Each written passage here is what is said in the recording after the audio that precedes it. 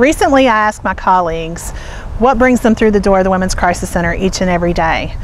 We ask our clients what brings them through our doors. We ask volunteers what draws them to our agency.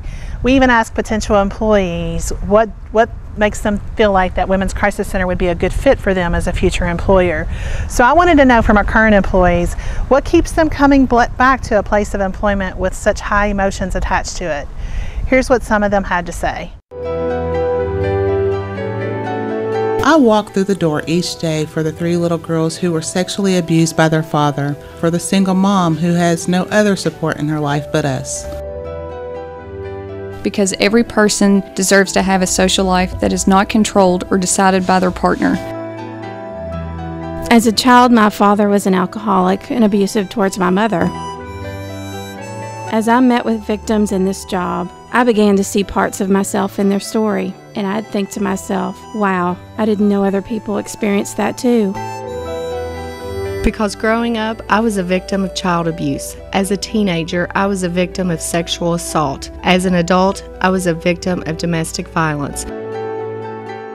I grew up hearing stories of a family member who lived with violence every day at the hands of her husband. I have a friend who came to me for help when she learned that her children were being sexually abused at the hands of their grandfather. A friend sent a daughter to me for help in getting away from an abusive boyfriend when she was in high school.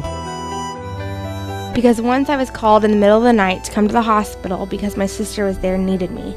When I got there, I was told that she'd tried to commit suicide. Her boyfriend of 10 years had beaten her beyond recognition. I brought her home and my daughter did not recognize her. When I asked why she stayed, she said she felt stuck with no place to go. No human being deserves to be treated that way. I walk through the door to give hope and encouragement and to help them see there is a better way. I want children to stop worrying if Dad is going to throw a chair through the wall tonight. I don't want children to have to see their fathers push their mother off the side of the porch. And children should never hear the screams of their mom crying for someone to save her. I would like my daughter and granddaughter to live in a nonviolent world. We all deserve to be valued and respected. After surviving years of emotional, mental, and psychological abuse from my ex-husband, it's important for me to let people know that these types of abuse are often more severe to one's self-esteem and self-worth. So I can help other people understand the cycle of abuse and realize they deserve much more than that kind of life. My hope is that I help survivors change the course of their lives. When I speak out about domestic violence, it helps spread awareness, and that is key in the fight to end domestic violence. Why do we walk through the doors of the Women's Crisis Center each day?